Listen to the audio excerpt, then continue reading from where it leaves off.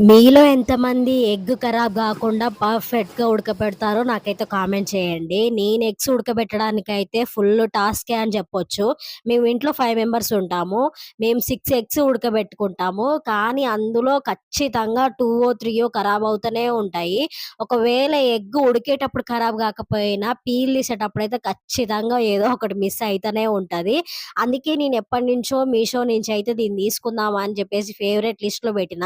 ఫైనల్‌గా ఈరోజైతే వచ్చేసిందనమాట. దీనిలో ఏం లేదు, సింపుల్ అనమాట. ఇది ఎగ్స్ అందులో పెట్టేయడమే. మెజర్‌మెంట్ కోసం మనకు చిన్న కప్ ఇస్తారు. Same as it is rice cooker టైప్‌లోనే అనమాట. ఆ వాటర్ పోసి ఎగ్గేసి స్విచ్ చేయడమే అనమాట. ఒక 15 మినిట్స్‌లో బాయిల్ అయిపోతాయి ఎగ్స్ అనేది.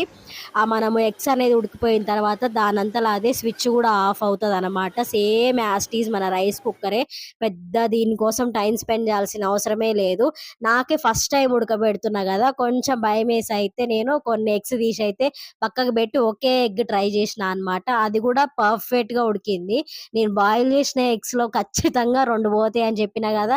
సేమ్ ఈరోజు గూడా అదే జరిగిందనమాట. కాకపోతే నేను వీడియో అనేది చూయించలేదు. మీరే చూస్తున్నారు గదా లైవ్. నచ్చితే లైక్ చేయండి. సబ్స్క్రైబ్